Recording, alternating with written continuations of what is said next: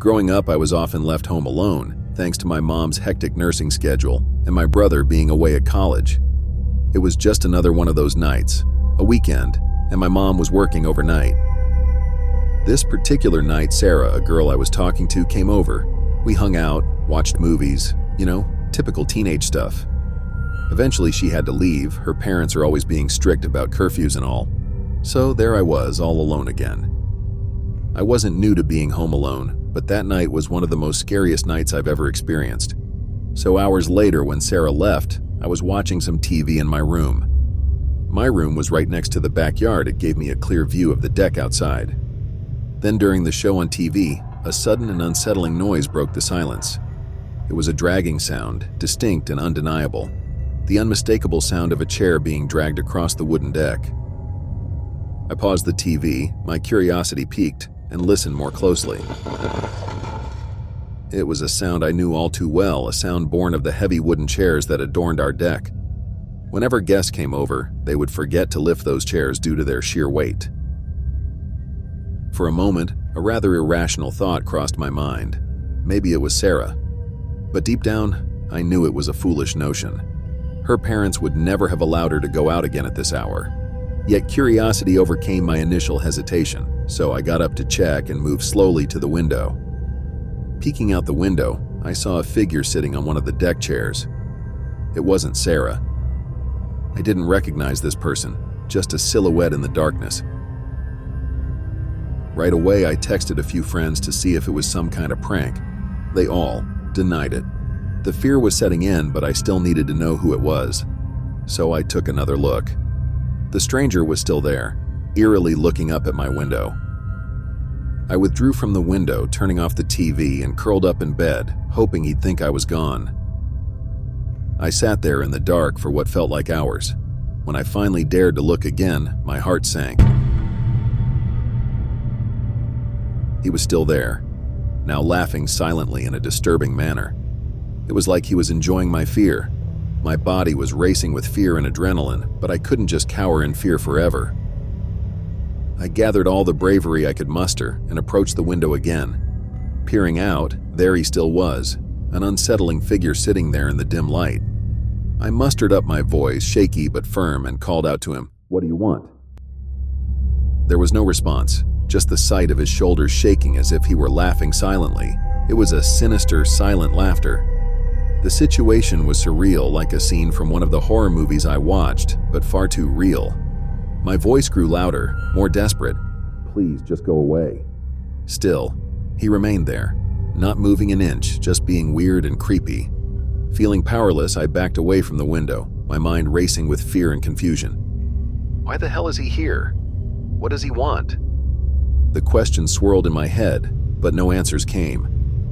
I decided to retreat to the relative safety of my room, locking the door behind me. My ears were straining for any sound, any indication of his movements. Then the unnerving sound of someone trying to force the doors echoed through the silent house. First, I heard the noise, coming from the back door, a few moments later, the front. My heart skipped a beat each time, but after what felt like an eternity, the attempt stopped. He had given up. I locked everything down, feeling a mix of relief and lingering fear. It wasn't until my mom returned home that I felt somewhat safe. I recounted the terrifying ordeal to my mom, who was upset I hadn't called the police. In hindsight, I realized how dangerous the situation was.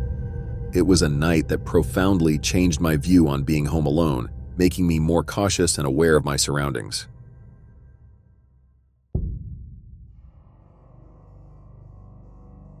Growing up, my parents often left me home alone, especially after their divorce.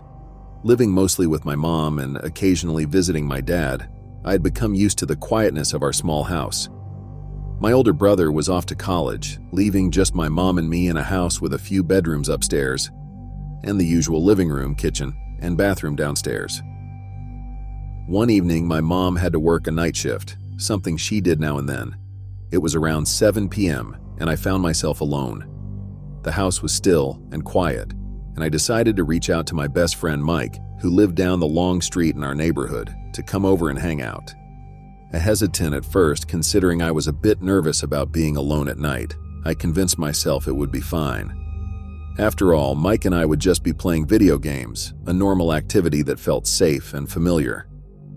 I texted Mike, telling him I'd leave the back door unlocked. Feeling a bit more at ease with the thought of company, I unlocked the door, turned on the porch light, and headed back to my room to start up my PlayStation. As I immersed myself in the game, time slipped by, the back door opened and closed, a sound I assumed was Mike arriving. Lost in the digital world, I didn't pay it much mind, expecting Mike to just walk into my room as usual. Minutes passed and Mike hadn't shown up in my room. That's when it hit me, something was off. Why hadn't he come upstairs yet? My heart started racing as I paused the game and stepped out into the hallway, calling out for Mike, but there was no response. Nervously, I inched down the stairs, my heart pounding against my ribcage. As I reached the bottom of the stairs, my worst fears materialized. Instead of the friendly, familiar face of Mike, there stood a stranger. A man with an unsettling presence. His back was turned to me, and for a brief, heart-stopping moment, I considered retreating. But the realization that I was not alone in my home, urging me to act. In a moment of panic, I dashed towards the basement, a poor choice in hindsight, but it was all I could think of. Behind me, I heard the heavy, ominous footsteps of the man giving chase. The basement was dark, unfinished, and unfamiliar territory even in my own home. I plunged into the darkness, guided by a primal urge to hide. The basement was filled with the musty scent. I hid behind the stairs, crouching among cobwebs and dusty boxes. My breaths came in short, sharp gasps as I tried to silence the fear that threatened to betray my hiding spot.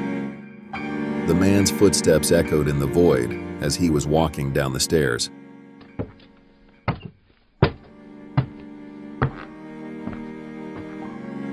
As he reached the bottom of the basement, I heard him rummaging. His movements were sporadic and unpredictable.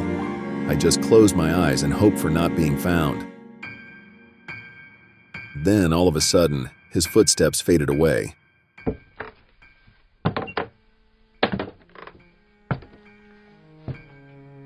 I mustered the courage to slip my hand into my pocket, retrieving my phone. With trembling fingers, I dialed 911, whispering my situation, and asked for help.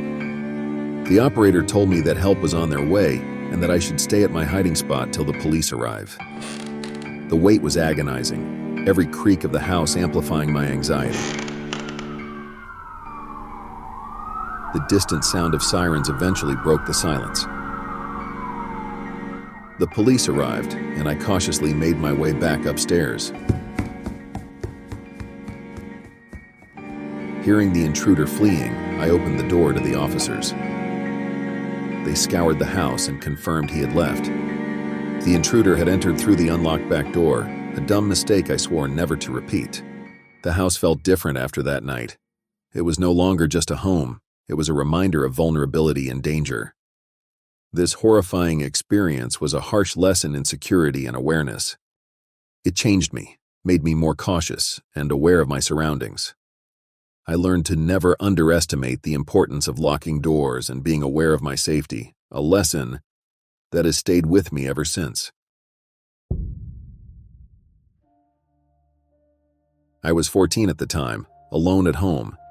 My folks were out of town, and there I was, reveling in my newfound freedom. It was late, around midnight, and I was deep into my Xbox game, totally absorbed. But then, this weird rustling sound outside snapped me back to reality. At first I brushed it off as the wind playing tricks, but the sound persisted, more deliberate than any breeze.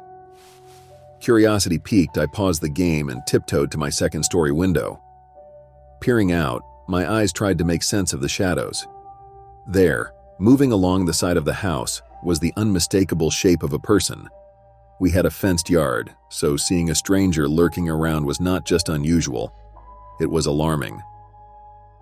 A sudden loud bang at the front door jolted me. Fear clenched my gut. I crept downstairs, each step creaking underfoot, adding to the pounding in my chest. The house seemed to swallow me whole, the darkness thicker with every step. I reached the bottom of the stairs, my body tense, ready to bolt at any sign of danger. I inched towards the front window, heart in my throat, and cautiously peeked out. The front porch was bathed in shadows, the dim light barely illuminating anything, but there it was, a figure, standing just outside the door. I couldn't make out any details, just a dark, looming presence that seemed to be waiting, watching.